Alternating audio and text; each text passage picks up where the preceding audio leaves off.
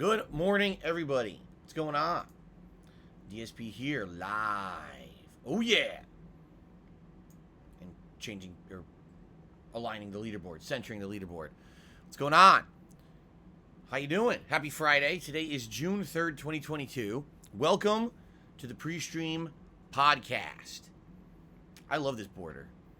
I love it, the Metroid and Castlevania combination. I really like how that logo looks. One of my favorite borders, actually, for the podcast. So, good morning. Hope everyone's doing well. Hope you're ready for a jam-packed podcast. I hope you're ready for a jam-packed day, right, with what we're doing on streams. In particular, this podcast is going to be talking about two main subjects. The first is going to be Street Fighter 6. Which was revealed yesterday during the Sony State of Play event for the very first time. And immediately following that event, there was pretty much like a data dump on the internet about the game. A lot of people weren't even aware of this because they thought, oh, State of Play would have covered it all. No, it was just like a teaser. After the event ended, a huge amount of data about the game, including gameplay elements, character reveals, the timeline and storyline of the game, and other interesting tidbits were all kind of put right there on the internet. And so, we'll be talking about that in depth today on the PreStream podcast, because I have some interesting things to say about what I learned about the game after the State of Play ended.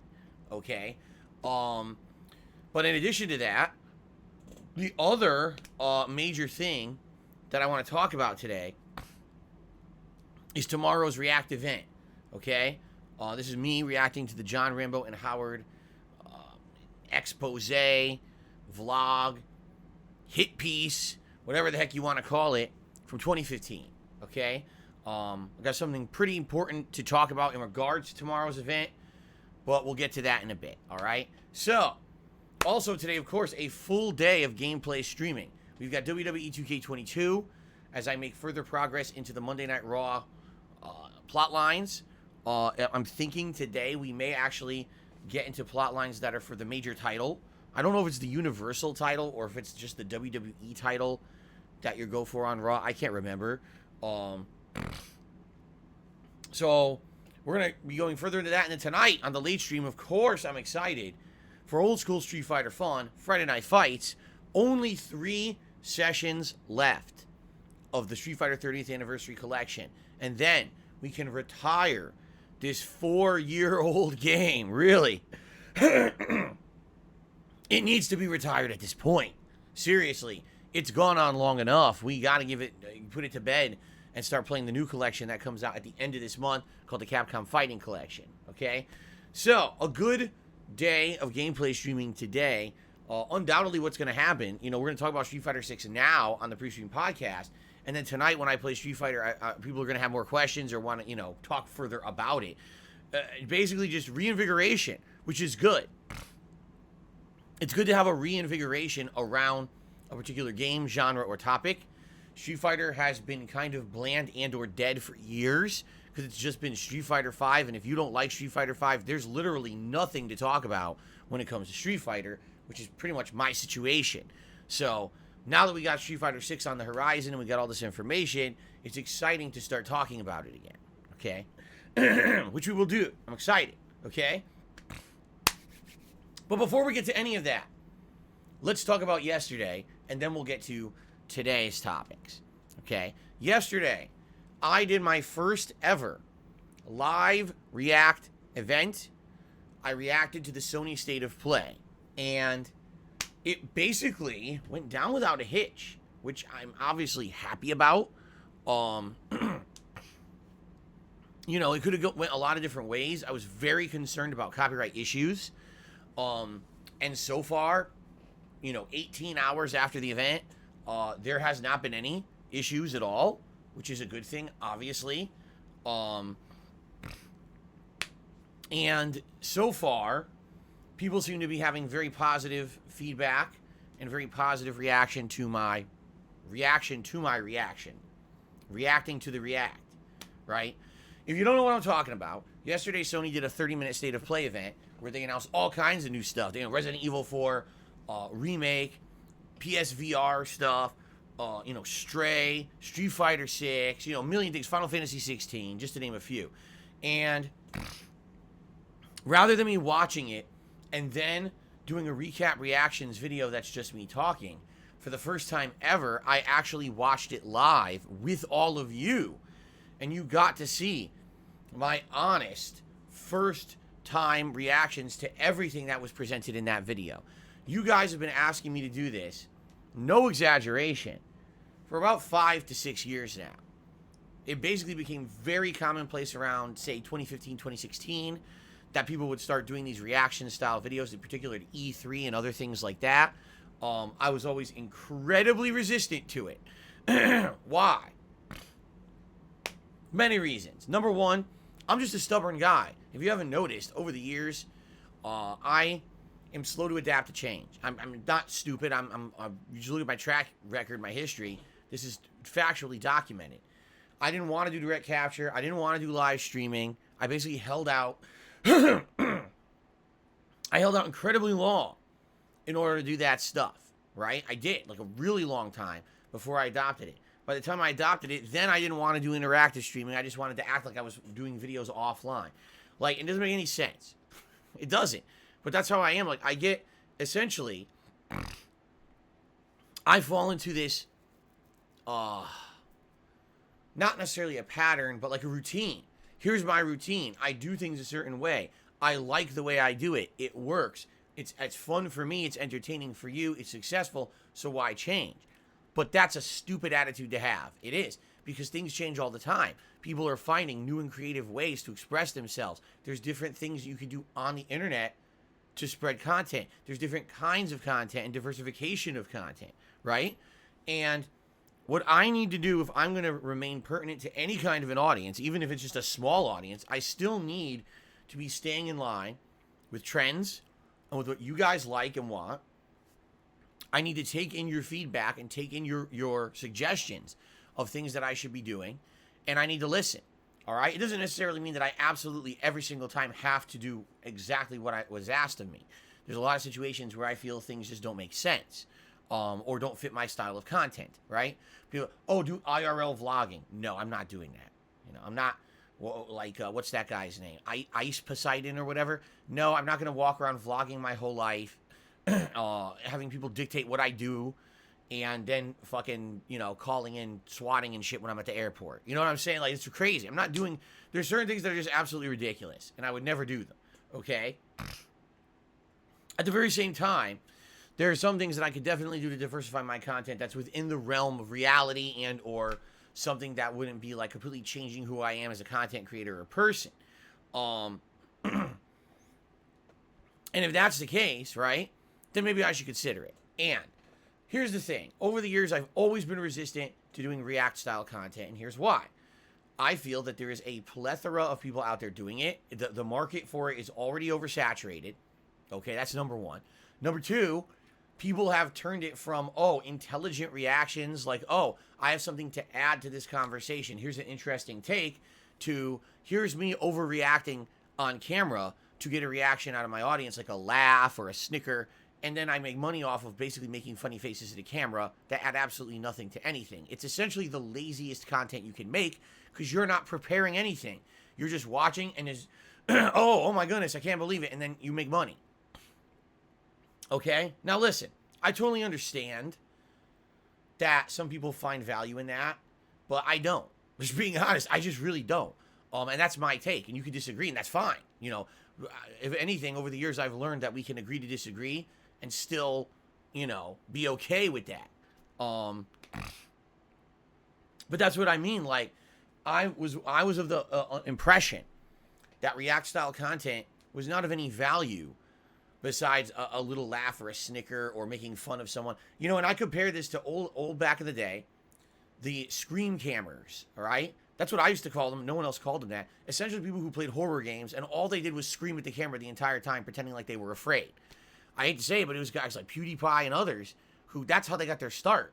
Not to say that that's what they do today. I mean, they're ridiculously different today, and they're very successful. But that's how they got their popularity, by acting. by overacting like an idiot, like a muppet. And I don't like doing that. I want to be genuine and true with my audience.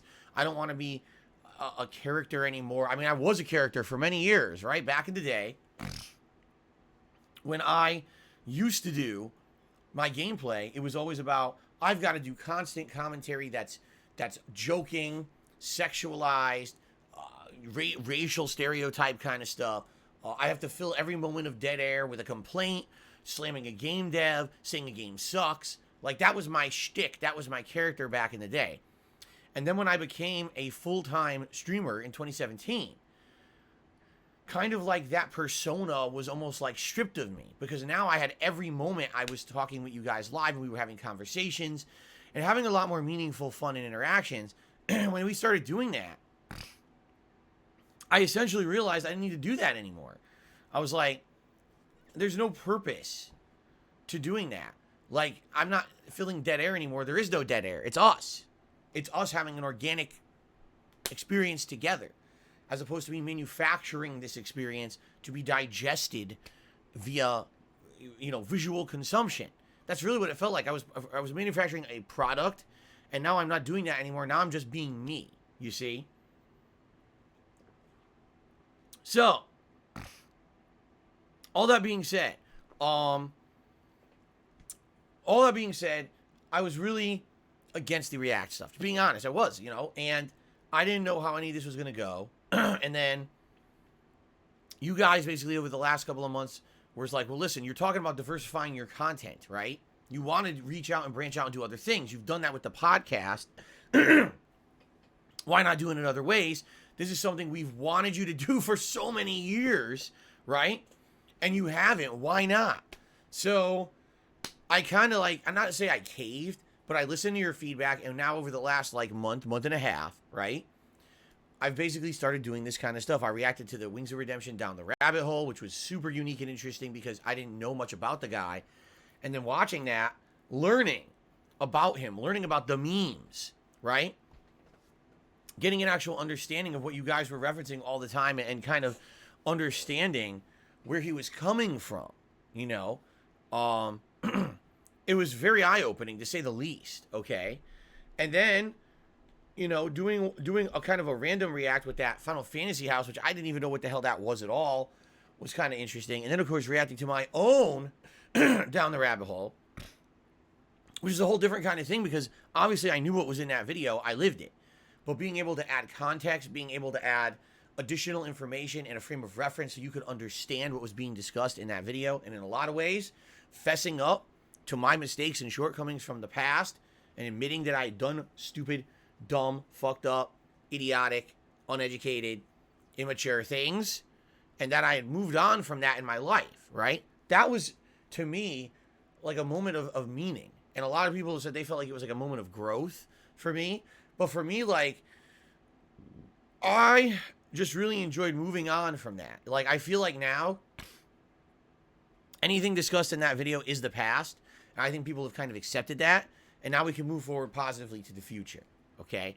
So, all that being said, the one kind of react I hadn't done yet was to anything gameplay related. People have been asking me, why don't you do live react to, say, a press conference, a digital event, E3, etc. All right? Now, basically, that's exactly what we did yesterday with the Sony State of Play. If you haven't seen it yet, it's live on DSPGaming. It's the featured video. It's done about 3,000 views. Actually, it might be more now. I don't know because I didn't check. But this morning when I woke up, I checked, and it was around 3,000 views. A lot of likes, a lot of positive comments on it, which is great. I hope you guys are enjoying it. I don't necessarily know if me reacting to this kind of stuff is ever going to be popular. Just being honest, I'm so late to the game. It's not like, if I had done this 5-6 years ago, then these reactive style events could have maybe been huge. But now I'm just a tiny guy on the internet with, a hardcore following, essentially. And those are the people who are going to watch it. But I don't think it's ever going to break. Who's going to care DSP's reaction to Sony State of Play outside of those who are already fans of DSP, right? So it's kind of like, it's never going to catch on. It's never going to get any kind of big views or anything like that, okay? And I know that.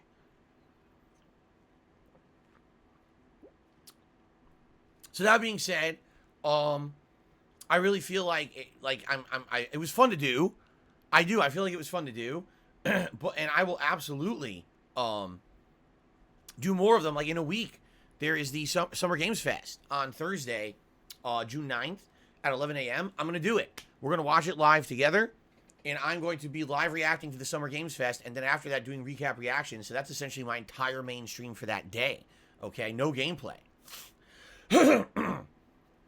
And then just a few days after that, there's the Xbox and Bethesda showcase that I'll be watching. I'll be doing the live react. That's at 10 a.m., so it's pretty early for me. I'll have to get up early and get prepared for that, and I hope that people will show up because I know it's going to be super early, but I hope people will show up for it.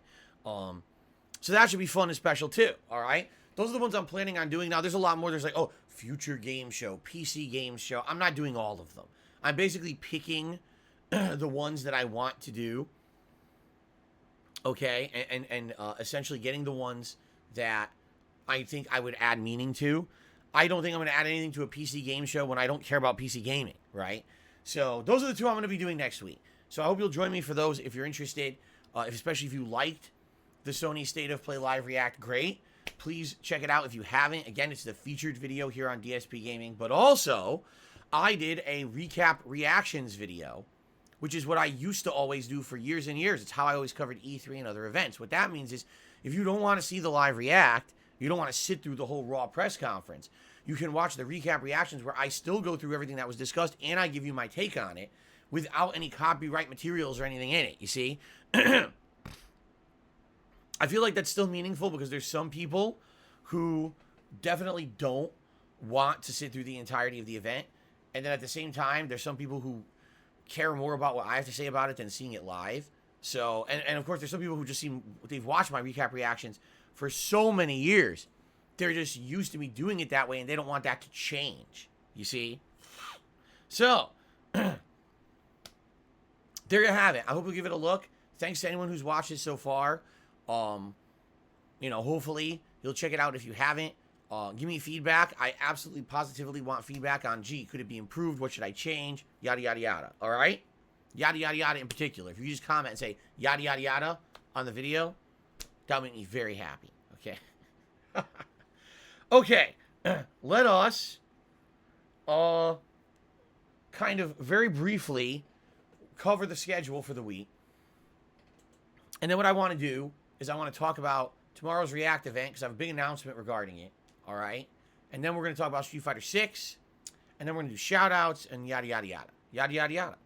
Okay. So, today, as I said, it's WWE 2K22. We're continuing on in Monday Night Raw. And at this point, I'm estimating 2 more streams to beat the game. And what I mean by that is basically finish my run in my Rise. Because there are a ton of plot lines to do. But how long am I going to play this? At this point, my Rise run in the game is 20 hours long. And, I mean, most of it is exactly the same kind of stuff at this point. Although I still have to basically go into a plot line where I go for the major title on Monday Night Raw, face the champion, yada, yada, yada. But you get what I'm saying. Like, once you get every major title, it's like, what's left? Right? What is left in the game? I don't know. But I definitely think that we're in a situation where I don't want this to go forever, especially because June 10th is when the big new releases hit for this month, starting off with The Quarry, a horror game that's kind of a choose-your-own-adventure game like Until Dawn or the recent Dark Pictures Anthology games from the same people who made those games. And those are some of my best playthroughs that I do, I feel. People really enjoy going along for the ride when I'm playing an interactive horror game like that. And I'm looking forward to that very much. But there's also the Mario Strikers game coming out, which is a unique soccer/football game that apparently has an actual campaign to play through. So with 2 new releases coming out in a week, I want to focus on those. And I don't want to have this being a lingering, ongoing playthrough that's basically has no end.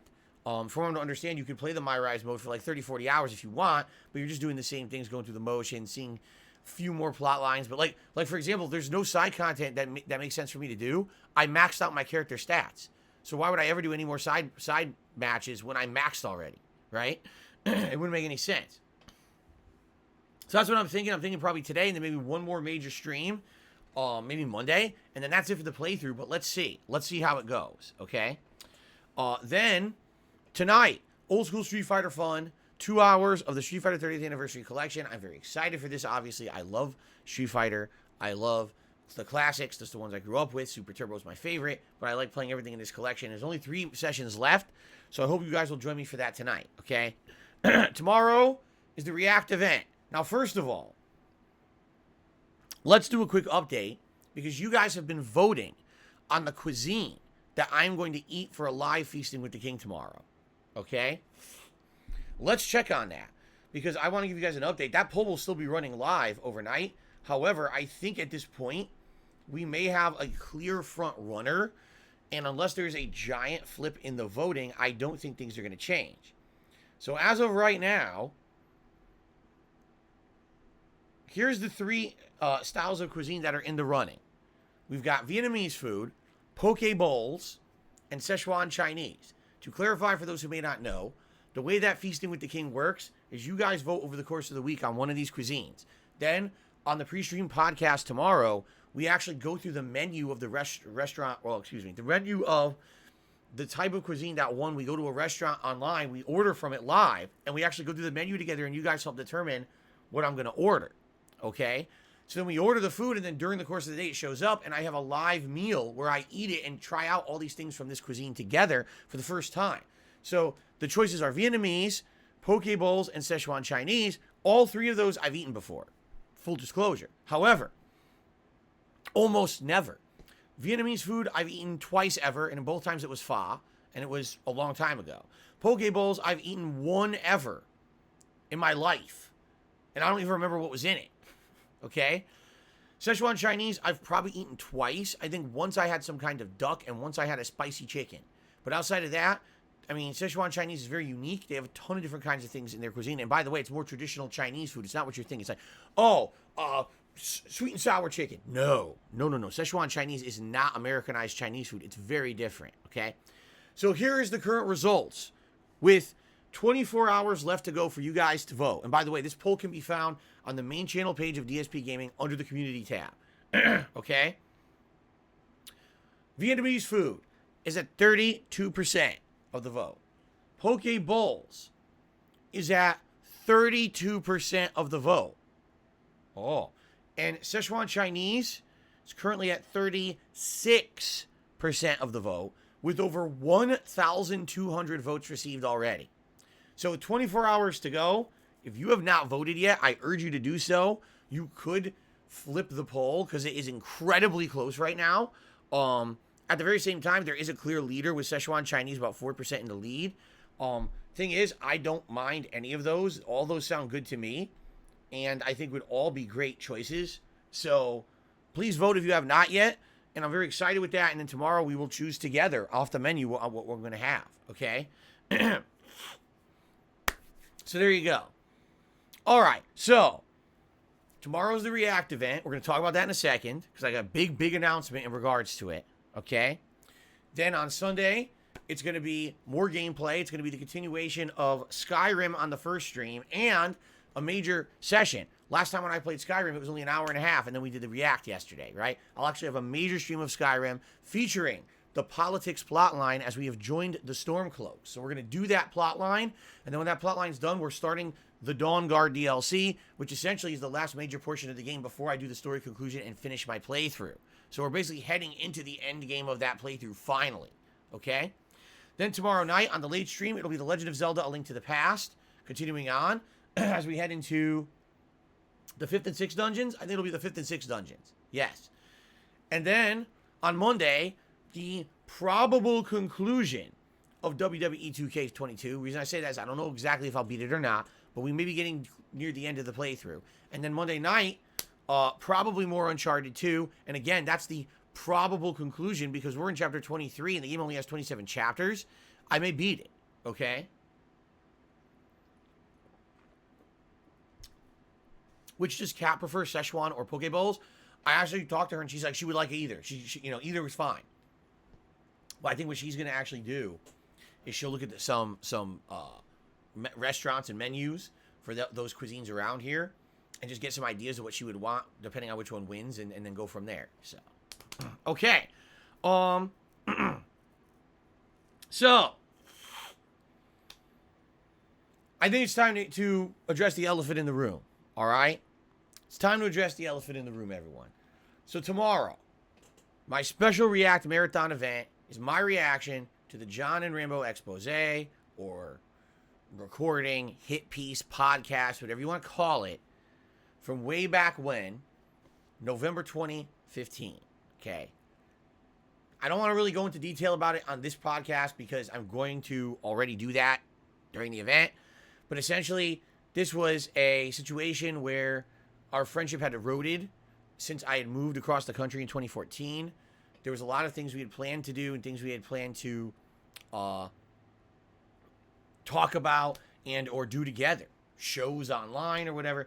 And it never happened. And there was a lot of miscommunication. There was a lot of bad communication. There was a lot of what some people would even say betrayal between us at that time that caused a lot of drama. And of course, the internet just wanted to extrapolate upon that drama in ridiculous ways. And essentially, it just came to a head where those guys were kind of ghosting me and not talking to me anymore. And frequently, it wasn't just like every once in a while, frequently at that point, my viewers would bring them up. To the point where finally in a video, I kind of had it. And I said, listen, I don't know what's going on with them. You know, they won't talk to me. You want an answer, talk to them. But, you know, from my situation, it's over. I don't know anything about it or whatever. It's done. To which then, I guess a bunch of people probably harassed them about it, saying, what the hell? Why are you ghosting Phil? To which they made this video, okay? Since this video has been released, I have never formally addressed it. I have every once in a while answered a question about Rambo and Howard. People would ask about our relationship. People would ask about, have you ever talked since then? People would ask all kinds of random questions. And I particularly remember a few times during, say, me playing Battle Royale, when I was trying to fill time, people would ask questions about them and I would answer. And then there would be a little bit of opinion used. And then it would be like, oh, well, you didn't go fully into this or whatever. So now that I'm doing this React style content, okay, of course, people now are bringing up the big drama shit. And, of course, the biggest one was my down the rabbit hole. But now that that's done, of course, now it's like, what about this is how you don't play? What about this? What about that? Okay. One of the topics that came up was the John and Rambo video. Oops. The John and Howard video. Excuse me. I'll be honest with you guys. When I kind of agreed to doing the John and Howard React video, I had not watched back that video in quite some time. Keep in mind, this video is almost 7 years old. It's like 6.5, 7 years old at this point. Okay. It had been a very long time since I'd sat down and listened to it in its entirety. And it had been a very long time since I kind of actually thought about back then. Okay. Like what it was like, what actually happened in the situation. You know, I had moved on from this thing many, many years ago. I don't, you know, in my mind, it's a closed deal. I haven't spoken to these guys in 7 years. 7 years. Okay, that's a long time. If you actually look back, like, I mean, being honest again, thinking back, I was probably friends with Rambo, probably from the years of either 2006 or 2007. It's not clear there exactly what year. I think it was around 2007 when we were regularly traveling and playing Street Fighter together. That's when we kind of started. So if you do the kind of math, I was friends with him from 2007 to 2014. And then I moved, and that's kind of when it all ended. Well, this video was made 7 years ago. So essentially, the length of my friendship with Rambo is just as long as the amount of time that I have not been friends or in contact with Rambo. You see, like, it's like, wow. It's weird when you put stuff into perspective like that. Because again, I just recently started doing that with my own content. I'm like, I became a content creator in 2008, putting out gameplay footage. I did that from 2008 till mid-2014, which is about a 6-year span. I've been putting out content here in this home in Washington from this room from 2014 till now, 2022. Wait a minute. That's 8 years. I've been making content here more than I did back when I did it in Connecticut. But everyone doesn't really think that way. I don't either. I feel like, oh, those were the old days and this is the new thing. Actually, it's not the case. Most people who watch me now have seen me here and not back there, right? And that's why it's kind of weird, because it's definitely kind of weird. Because to me, This is like super old news. This is like dredging up the past of the past of the past. Right? But I think what it is so many people loved that time. The co-op that I did with Rambo, right? And to some extent when Howard would be brought in for a project or whatever. And people kind of look back on that and see it with, like they say, the rose-colored glasses, nostalgia. A lot of people, they were growing up watching our content together, and then it just vanished, and now here we are, how many years later? And people are like, wow, you know, I wonder what happened. And the truth is, I never actually told you in any full capacity whatsoever. All you ever heard was one side of the story from what was happening back then, me telling you they were essentially ghosting me. By the way, it wasn't even called ghosting back then. That's a term that's been created since then. That's how long it's been. There's actually been cultural terms invented in the time frame, in this time span that this has happened. Okay? So, that being said, right? I've never done this, and here's the thing.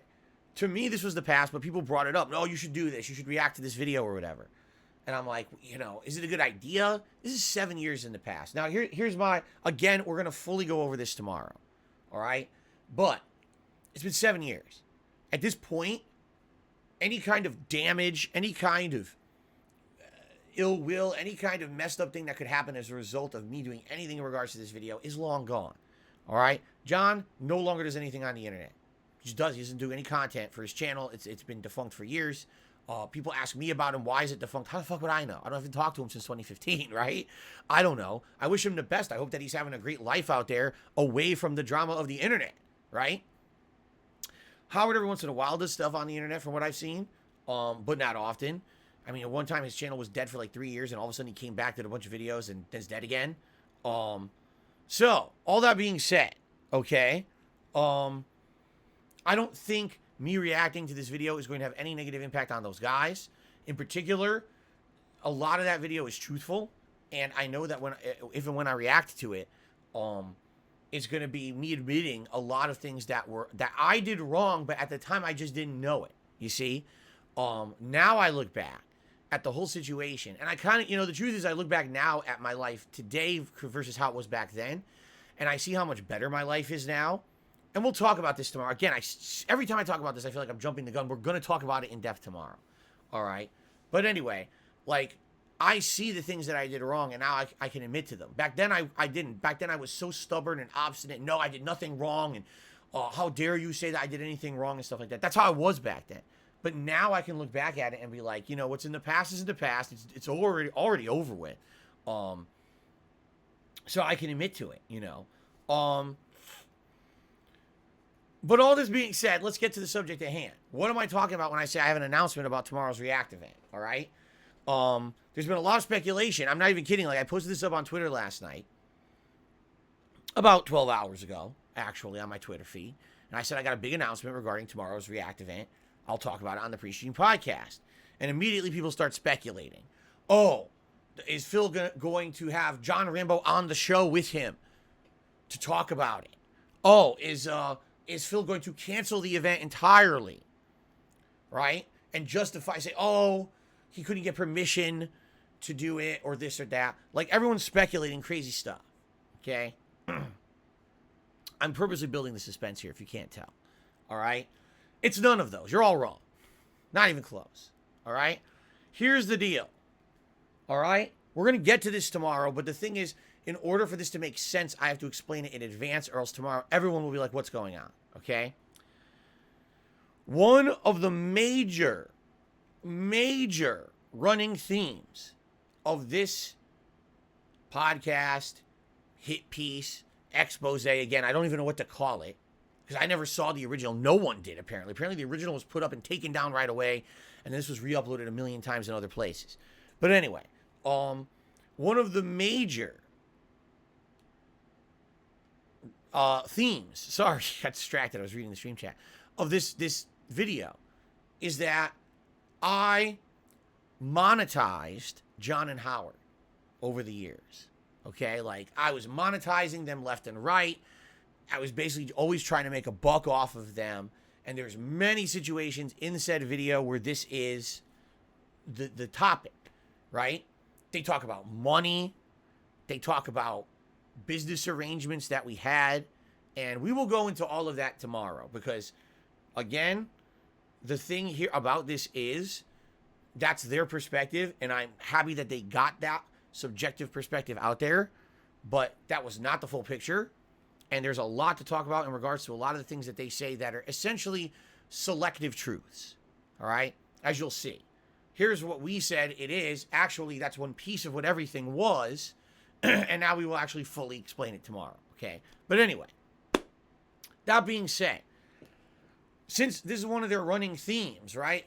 And in fact, I think one of the last things they actually say in the video is, oh, and to this day, Phil still finds different ways to monetize us. Okay, this is a running theme of theirs in the video.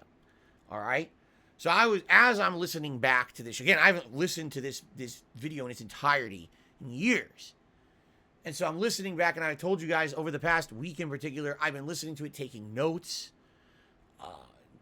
saying, hey, remember to talk about this, that was happening at the time. Remember to add this frame of reference. I'm doing this. This is like one of the most in-depth things I've ever done in my history of content creation because I want to do it right. I want to do it justice. I don't want to be reacting to it and then leave out all this critical information and misrepresent the situation. I want to give a full, big picture perspective on it. Okay? So that being said, all right. LeChonk is actually the opposite. LeChonk says, will you be unblurring them from the $50 animation? No. From what they say in this video, they want to be blurred. Like you'll see, again, when I play the video tomorrow, that's what I'm saying. They're essentially saying they want to kind of be like erased from my history. That's one of the subjects that they have near the end of the video. Oh, Phil's still using our footage of stuff that we were in to monetize us, and we don't like that. Well, then you're going to get blurred out, right? Anyway, again, I'm getting ahead of myself. As I was listening to this video again, for the first time in years, I realized that one of their major gripes with me is that they feel that they keep getting monetized. That this content that we did years and years ago, right, is somehow a constant revenue stream for me. Okay?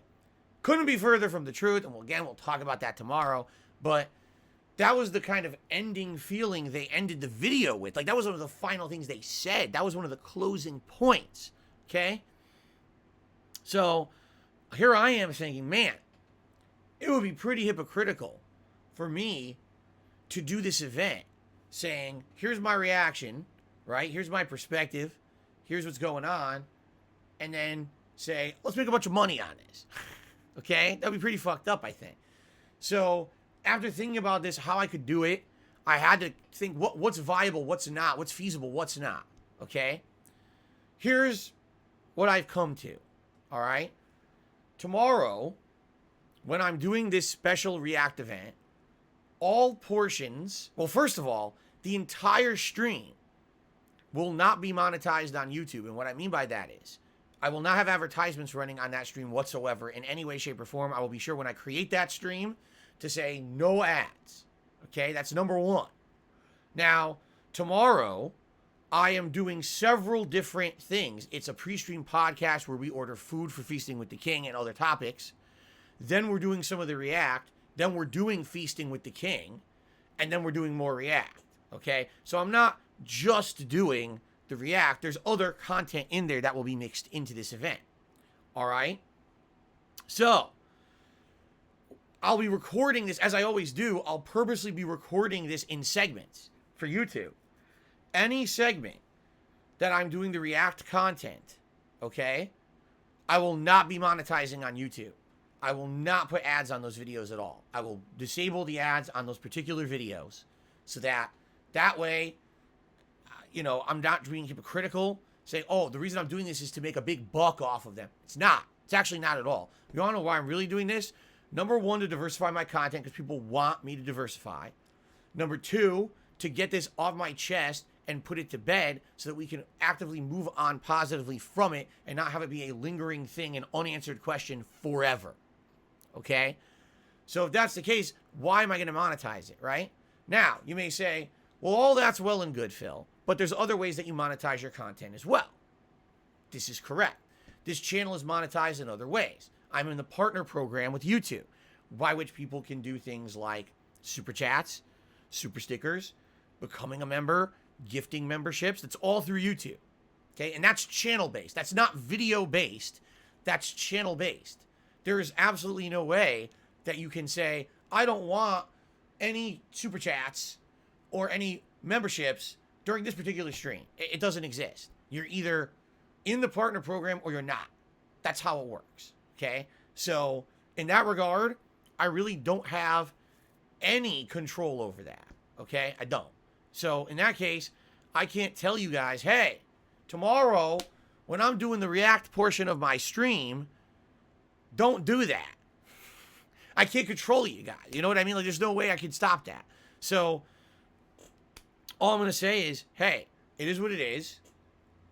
I'm not going to quit the YouTube partner program to do one project. This is not going to happen. It's my living. This is how I make a living. This is my job. Okay?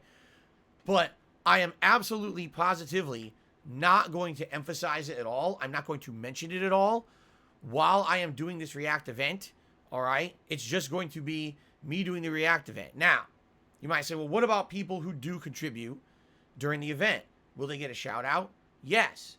But I'm going to do that not in the videos for YouTube at all. What I'm going to basically do is have separated segments.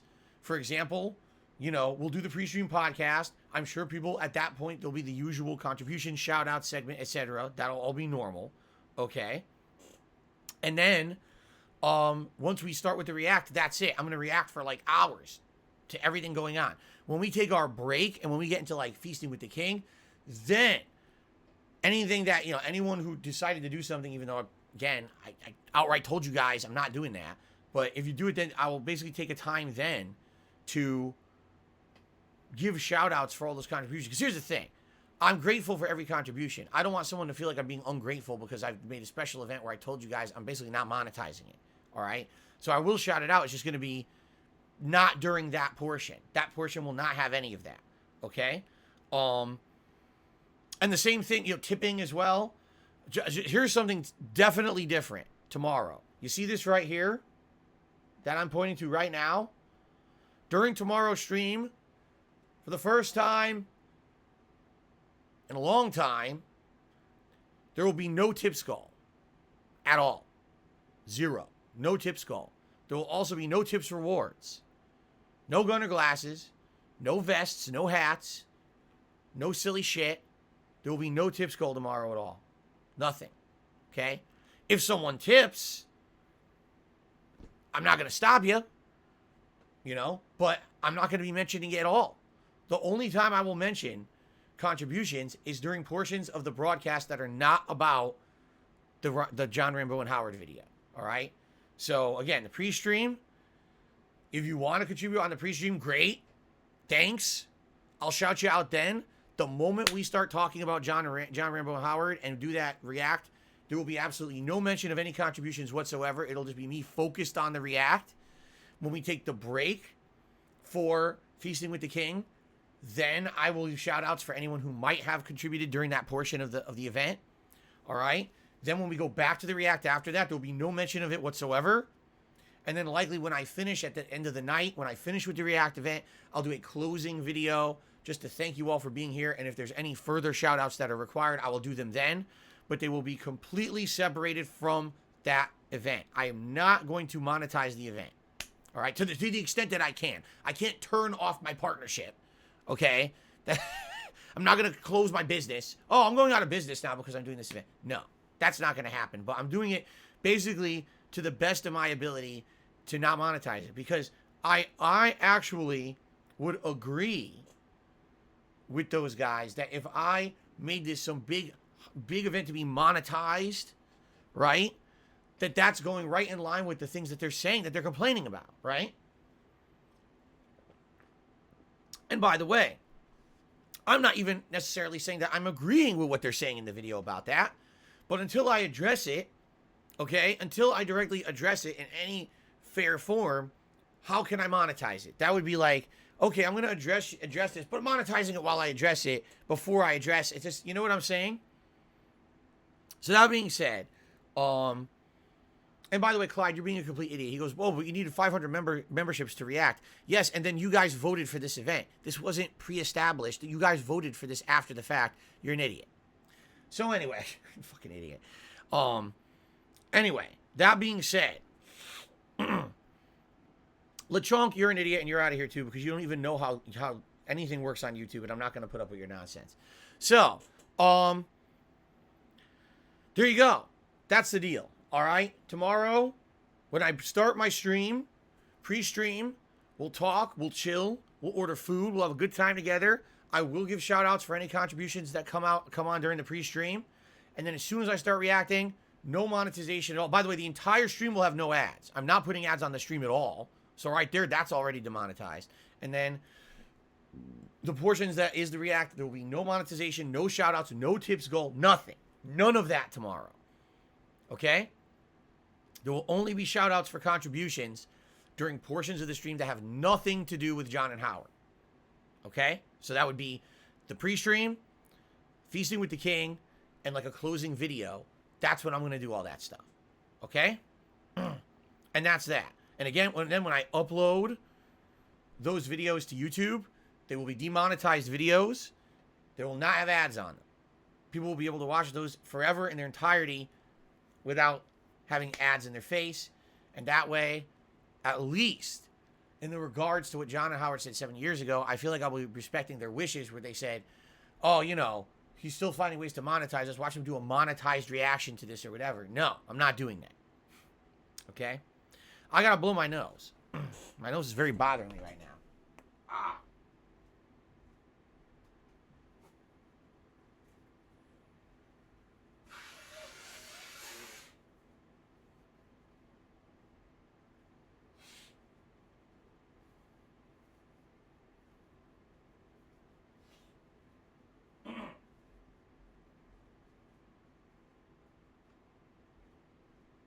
Okay. You know, one of the funny things, one of the running themes that I've seen over the years as well that really gets me is people outright listened to the John and Howard video and didn't get the point. For example, Stealth and Shadows in the stream chat literally just says to me, I swear to God he just said this, he goes, why not monetize the entire event and then give a cut to John and Howard, okay? You didn't watch their video. You didn't. You never listened to it. You completely missed the fucking point of what those guys were saying. I don't know how, but you did. We'll talk about this tomorrow, okay? We will. We will talk about this tomorrow, all right? I can't believe people miss it so much.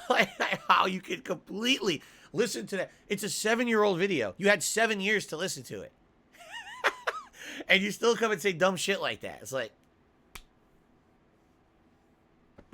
oh my God. Anyway, all right. So that's the announcement. It's tomorrow. We're still doing everything, but none of that will be monetized at all. I'll finally be giving my subjective perspective on the situation with full supplementary materials explaining every situation. No, this is not me just defending myself all day. It's not. It's going to be a combination of me fessing up to a lot of fucked up stuff that I did that I didn't realize was fucked up back then, especially from their perspective versus my perspective. But however, I do also feel that there was a lot of misinformation in that video because it was basically subjective information, meaning they presented certain things they wanted to present, and the way that it was presented, sadly, isn't the full story and made me look horrible, which is, I think, the purpose of the video, okay? Which is fine. I understand why they did it, and I actually kind of... All right. Again, I'm getting ahead of myself because we're going to explain all of this tomorrow. Tomorrow is going to be eye-opening for a lot of people. Let's put it that way. And it's not in a bad way towards them at all. It's going to be eye-opening more towards me and how I was back then. Okay? Okay. All right. I keep getting... I do this every day. I get ahead of myself. Tomorrow, we're finally getting this out of the way. Seriously. Tomorrow, we're finally getting this out of the way. All right? All right. So... that's that. All right? Now we can talk about Street Fighter 6. All right? Here we go. Street Fighter 6. So, let's talk about Street Fighter 6. All right, yesterday, during the Sony State of Play, they showed the game off for the very first time. Immediately, what shocked me is that there's going to apparently be a mode where it's open world roaming. I thought it was Final Fight. I thought it was a new Final Fight game because it certainly doesn't look like Street Fighter. You know, you're climbing up ladders and shit, and I guess you're doing fights in the streets against people. You know, it looks like Times Square, but it's Metro City. Interesting in that regard. I've always said I want Street Fighter to have a interesting single player mode, much like the NetherRealm games do. So maybe they're finally going there, okay? But what's more interesting than what was presented at the State of Play is what they presented after, okay? So first of all, they actually talked about the game engine a lot. And the game engine is interesting because guess what? Street Fighter 6 takes place after Street Fighter 3 Third Strike.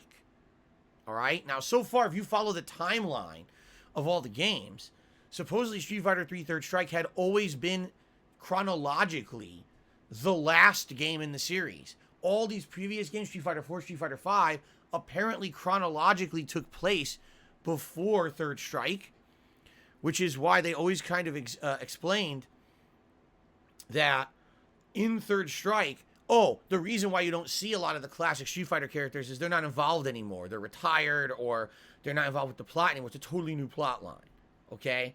So when Street Fighter 3 came out, a lot of people didn't like this. They were like, man, you did away with so many classic gameplay mechanics and classic characters and archetypes that are classics for fighting games.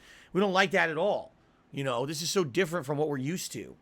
And that's why a lot of people kind of had a backlash against Street Fighter 3 when it came out.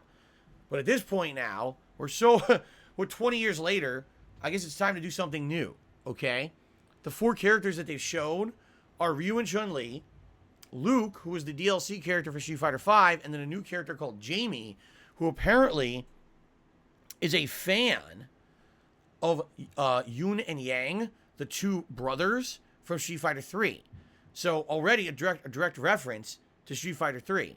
Then in addition, they reference Chun-Li is now a martial arts instructor. She beat Shadaloo. Shadaloo is done, defunct. Bison is defeated, and Shadaloo no longer exists. Okay? So there's no reason for her to be a part of Interpol anymore.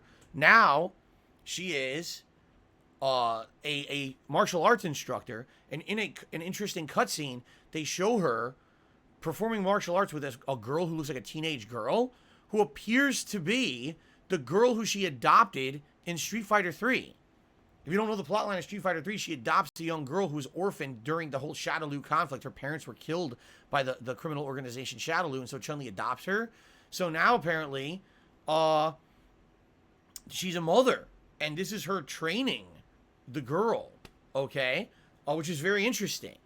So yeah, all this is very interesting to me because we haven't really seen anything like this. It's always kind of been, here's a Street Fighter game thrown into the middle of the plot line somewhere, and that could justify the old characters in it, but now there's new characters in it. This time around, it's like, okay, this is definitely the latest game. And some people are either even speculating, damn, Chun-Li might be like 50 years old, Ryu's probably like 50 years old. They're old people. But then there's going to be young kids in the game too. Interesting.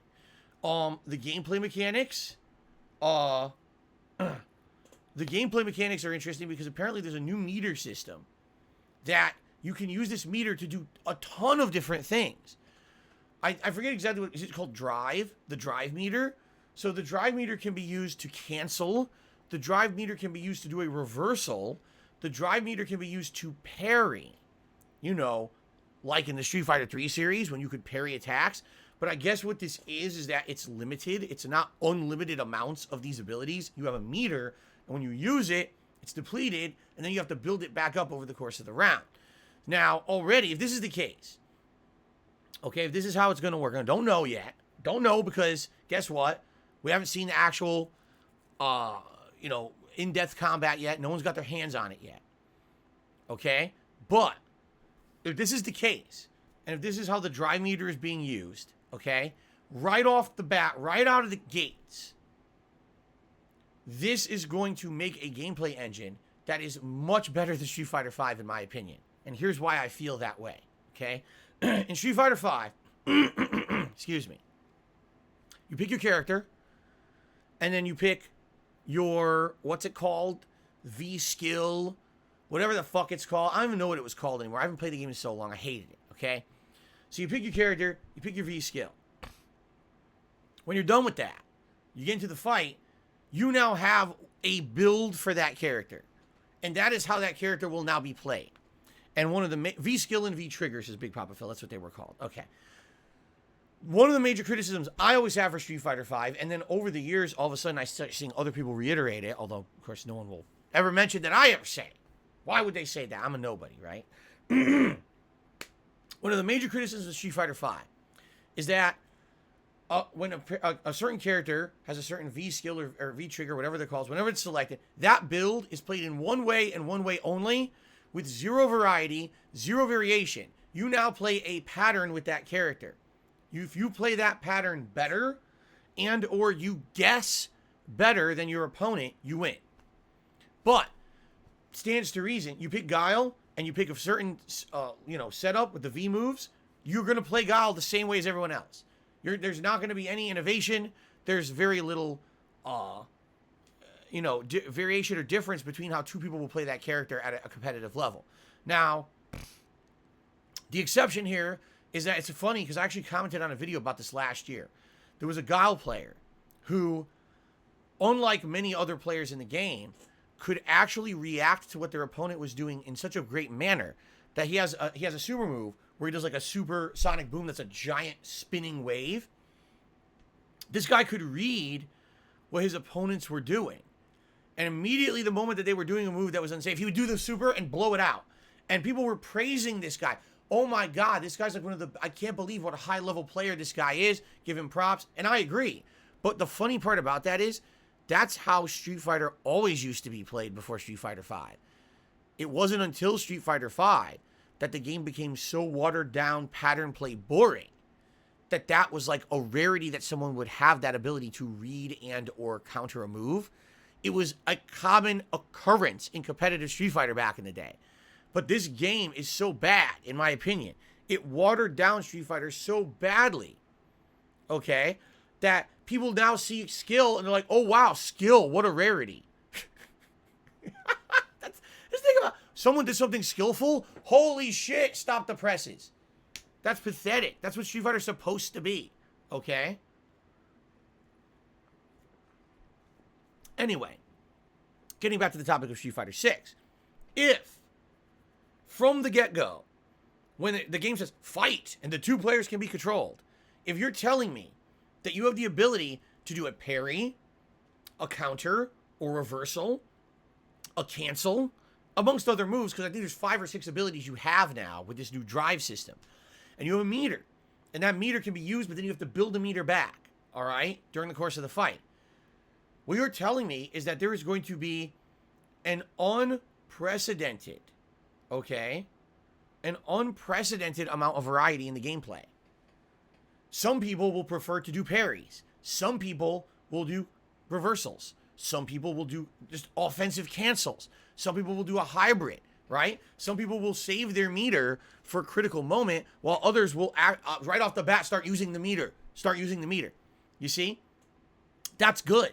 That's variety. That will essentially make it that you can play the game in different ways and try to find out, maybe for certain characters, using it offensively will make a lot more sense, while other characters using it defensively will make more sense, right? If the parry system is anything like Street Fighter 3, this game will play nothing like Street Fighter 5. Because Street Fighter 3's parry system is highly reliant on reactions. Oh, I see you're doing something, and now I'm going to time my reaction to stop it and counter hit it. I'm parrying your broadcasted move, and now I can, react to that and do a giant punishing combo or whatever. You see? So, if that's the case, and that's how it works, again, we don't know. We haven't played it. This is all guesswork, right? Excuse me. This game, right out of the gates, is going to be better than Street Fighter V. Now, there's a million factors that have to be involved here, including how good is the online play, and, will there be characters that the parry's completely worthless, and what you just want to be offensive constantly using cancels and things. I don't know. We'll see. The game's not out yet. But just the base knowledge of understanding how fighting games work at any kind of a competitive level, having a meter that can be used in different ways, as opposed to, oh, before I started the fight, I selected a skill that I'm stuck with, and this is my build for the entire thing. I have no choice in anything, a variation here, right? Just the design of the game is better from the ground up, okay? So I'm liking that about it, for sure. Now, apparently the cast has been leaked. I have not seen the full cast yet, but I think there's some returning characters. Like I think I saw Blanca, and I think Honda have returned, but there seem to be a significant amount of new characters as well, which is funny because that's kind of what happened with Street Fighter 3. You had a couple returning characters, Ryu, Ken, eventually Chun-Li, but most of the cast was new, right? Most of the cast was brand new. A lot of people liked that, but quite a lot of people didn't. A lot of people wanted to see their favorite characters returning. They were upset when most of the characters from Street Fighter had not been present in Street Fighter 3. So I guess we'll see if this cast leak is true or not. It's kind of hard to believe because it's not official yet. But if there is a full cast leak, it looks like a mix, right? Isn't DJ back? Or a character that looks like DJ? I was looking at it online, and I was like, who's this? Who's this? And I think DJ's in there, which is interesting to me. You guys know, DJ's one of my favorite characters in Super Turbo. And if he's in there, that'd be really sweet. But like I said, obviously I want classic characters to return, but I also do want new characters, right? I guess we'll see. The animations, like just analyzing what was shown in the state of play, they're showing Ryu and his normals and the animations, and I guess what they're saying is that it's the animations of Third Strike. It's Ryu's normal animations for Street Fighter 3. So just right off the bat, it seems like they are going for Street Fighter 3. They're saying, listen, Street Fighter 4, 5, toss them aside. This is something new. We're going back to the Street Fighter 3 style with animations and everything. Okay? However, there is one huge controversial point that needs to be addressed. The elephant in the room. I said it again. The elephant in the room. You guys ready about this? Get ready for this. Prepare your butts. They have announced easy mode controls for people who aren't good at fighting games to play the game. What does that mean? It means you don't need to do any button input motions. So for example, here's my controller. I have selected Ryu as my character. Traditionally, if you want to throw a fireball with Ryu, you would have to go from down to forward, rolling your thumb, down, down, forward, forward, and press a button, and he would throw a fireball. In this game, you just press triangle. You get a fireball. Oh, okay. Shoryuken, one of the harder moves to execute in Street Fighter, purposefully, because it has high invincibility frames. What that means is when you do the Shoryuken move, you're invincible for a short period of time. This is the way for Ryu to escape getting constantly being pounded by offense. You get him off you with a Shoryuken. It's a harder move to execute. It's supposed to be forward, down, down, forward, rolled with your thumb plus punch. Up plus triangle now. Okay? So, essentially what's happening, they're turning Street Fighter into Smash Brothers. That's what it is. They're turning Street Fighter into Super Smash Brothers. Now, the thing is, this was just an announcement yesterday. Okay? This was not, here is the end-all be-all of our game. Okay? They were just announcing this feature will be in the game. Okay? Now, by the way, this is not new. If you guys are not aware, this was present back in the day in certain Street Fighter games. Notably, the Versus series would have what's called easy mode. Okay? How did it work? What would happen is if you weren't good at fighting games, you could select easy mode when you picked your character on the select screen. And if you just mashed a button like this, the game would give you an auto combo. All right? And yes, it simplified certain special move inputs to make it easier for people who did not know how to play the game. So you might say, well, wait a minute, that was an arcade cabinet. That's kind of messed up. You're both sides are putting in the same money. Both sides are playing. One person picks normal controls and has to do all those complicated inputs. The other person just mashes buttons and gets combos and moves. How is that fair? because it was balanced. You want to know how it was balanced? Guess what? If you picked easy mode, you did dramatically reduced damage. So, you don't have to do any button inputs, but you have to hit me 3 times to do the same damage as I'm doing to you once because I did the full input. No one used easy mode. It was a waste of time. You couldn't win. You would have to hit the enemy so many times, right? Also, they had auto block as well. There were certain auto blocking situations where the game would block for you so that you wouldn't get hit. So it really was interesting that they implemented this, relatively early on in the 1990s in arcades. But it never caught on. No one liked it, and it was never used for tournament play or anything like that. It was just a feature that was in the game that was essentially ignored because people wanted to play these games competitively. I'm sure there were children who didn't know how to play the games, and they messed around, and, it was a way for them to play, and also accessibility-wise. Maybe someone can't do those complex special moves. They still want to enjoy the game. Pick easy mode. You can still enjoy the game. But it wasn't for competitive purposes. Okay? It just wasn't. Now, you guys may not realize this, all right? But I've talked about this over 10 years ago. Actually, I talked about this like 13 years ago in my content. Back when Street Fighter 4 was new, all right? And it came out, and it was discovered within a couple weeks of the game being out that the game had input shortcuts. What does that mean? It means, again, going back to explaining how to do a special move, Ryu's Shoryuken is supposed to be forward, down, forward, and punch, so you have to roll your thumb and press punch. It was discovered that in Street Fighter 4, you didn't have to do that. In Street Fighter 4, you could literally just mash like this down forward without ever specifically pressing the input, press punch, and you will get a Shoryuken.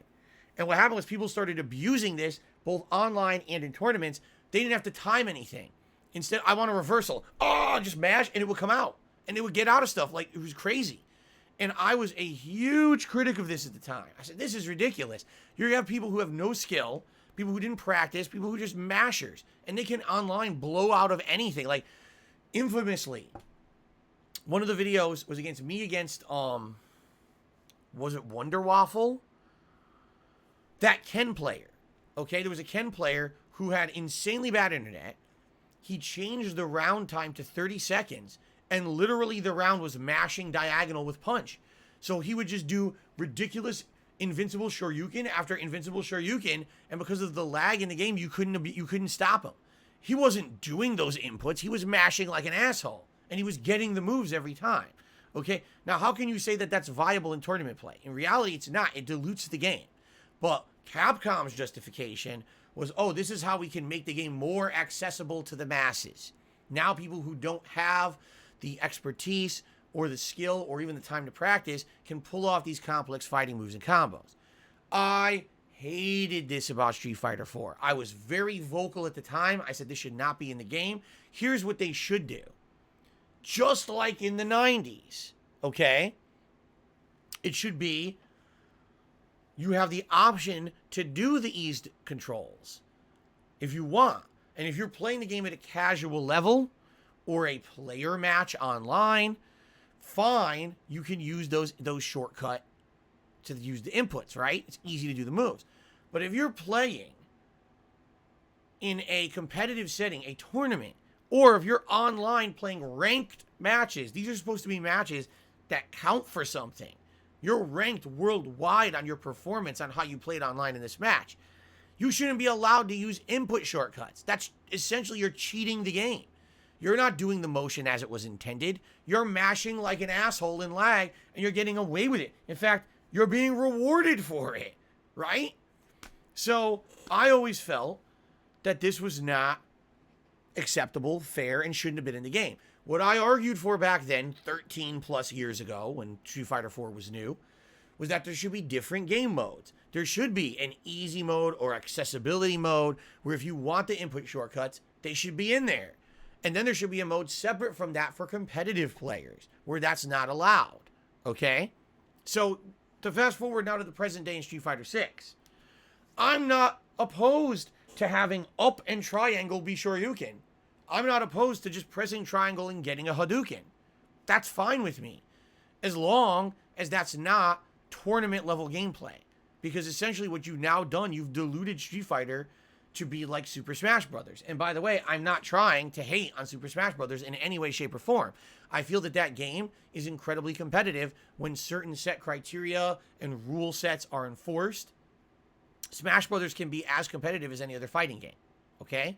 But Street Fighter, at its core, has always been a game that requires muscle memory, practice. You know what I'm saying? It's supposed to have a level of challenge to it.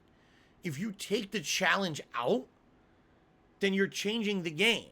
It's not Street Fighter anymore. You can call it whatever you want, Street Fighter Easy Mode, but it ain't Street Fighter. It's not. It's not at its core. It's not the competitive nature of what the game's supposed to be at a tournament level. I'm all for accessibility in video games, right? But not at a competitive level where you're supposed to be comparing your level of skill and execution against others, okay? Or how about this? There's a tournament scene just for non-easy mode, and then there's a tournament scene easy mode allowed. It would be completely different if you really think about it. Because you'd have some people who have to focus on the execution and everything, and they have other people who are just like, nope, just press the button, just press the button. It would actually be an interesting difference in maybe the outcomes. Would you see players winning over here who can't win over here? Players who win here and can't win over here. You know what I'm saying? So, that's the thing. I'm not opposed to it, but I don't want to see the competitive nature of Street Fighter be completely degraded because they've decided to take away any kind of input motion requirements for the game. Okay? And here's, I think, the major reason why people are worried about this is they think that the online play of the game is going to be completely destroyed. When you play a game, you want to play it competitively online. What if that person on the other end of the internet is just going up triangle, up triangle, up triangle, while you have to do all the complex motions because you're challenging yourself? And now they're destroying everyone. And now the game dilutes to the point where you have to use those shortcuts because people are doing reactions so quickly because they don't have to do the motion that they are blowing through everyone else. And it's just not fair, right? So I see the concerns. I acknowledge the concerns. But the thing is, we don't know how this is going to work yet. You know what I'm saying? Zen Shuriken says, people said auto combos were fine too, but now fast forward, you'll see they dilute every single game that they're present in. You see? So, I guess what we have to do is wait, because we don't have the information yet, and we have to see what Capcom decides to do. How will they implement these shortcuts, right? I'll be honest, I hope that they don't make it so that it's just a shortcut input up, down, left, right, or whatever. I hope that if they're going to do that, it's a separate mode. Or player matches only. I'm okay with that. I'm okay with going to player matches and getting hosed by someone who has all these shortcuts. Whatever. I chose to play the player match. But if I play ranked, have everyone on an equal playing field, right? Personally, I'm not sure what I would do. Would I ever try it with the shortcuts? Maybe. Maybe not. But for me, like you guys know, I'm not going to probably play Street Fighter 6 at a competitive level. It's very, very, very, very small, infinitesimal chance. I'm sure that's the word. That I would ever play it at a competitive level. I'm likely going to cover it just like I do with all the other games that I play. I'll play through the story mode. I'll cover the different characters in training mode. Go online, play them for a while for sets, Madness series, etc. Since it is Street Fighter, maybe I'll go a little bit extra, play a little bit harder, but I doubt that I'm going to ever get that competitive bug back. I just don't have it anymore. You know what I'm saying? I'm older now. I'm not the same guy I was during my competitive days. My life is very different. I don't have the desire to invest that amount of time. You know, hilarious. It was like, you're coming out of retirement to win Evo, right? Like, no. I couldn't imagine that ever happening. Someone said to me the other day on stream, did you know that James Chen just announced that Super Turbo will be at Evo this year? I'm like, why do I care? What are you telling me that for? I'm not going to Evo. I don't care about competitive stuff anymore. Like, I'm not in that circle. I haven't been in over a decade. I don't know why people still think, you know, I guess what it is just a remnant. You know, at one point you were competitive, so people always will think about you in that regard, but I don't think about myself in that regard anymore. I just don't, you know. So, would I love to play Street Fighter 6? Yes. Am I interested in news about Street Fighter 6? Yes. Will I play it when it comes out? Yes. Will I cover it in depth? Yeah, probably. But will I play it at a competitive level? Unlikely. I'm not like that anymore. You want to come see someone having fun and reminiscing about the old days while they play a modern game and compare the two and shoot the shit and swear at the game and rage at lag and just have a good old time? That's what my content is for. You're not coming to DSP Gaming to watch me play Street Fighter 6 at an insanely high level and micro-analyze the game and talk about hitboxes and talk about fucking this and that. No. You see? Okay. Anyway, that's what I have to say about Street Fighter 6 so far. Now, in general, I'm happy. I'm excited. The news I'm hearing about Street Fighter 6, I like. By the way, the visual style, very different from 4 and 5. In 4 and 5, they had this really hyper exaggerated style. Chun-Li's hand was the size of her fucking head. Like, giant. Like, look, here's my hand, here's my head. My hand is not as big as my head, right? Chun-Li's hand was like this. Like, like she has two giant flapping pans for hands. That was like the art style of those games. I mean, yes, there's still some hyper accentuation, but it looks a lot more realistic now. Way less over gratuitously exaggerated proportions. I guess we'll see as we as we see more art and we see more gameplay. Personally, I think I like the visuals more in this one. Again, it's just like more realistic, a little bit more gritty, and it has animations that look like Street Fighter 3 animations. That's all positives in my book. So, okay. Shout outs. Shout out to Pool King, who did a $20 super chat saying, I don't know if you covered it. Do you still do co-op videos or have you stopped doing those? Very, very rarely. All right. And in fact, you may not realize this because I know this sounds unrelated. All right.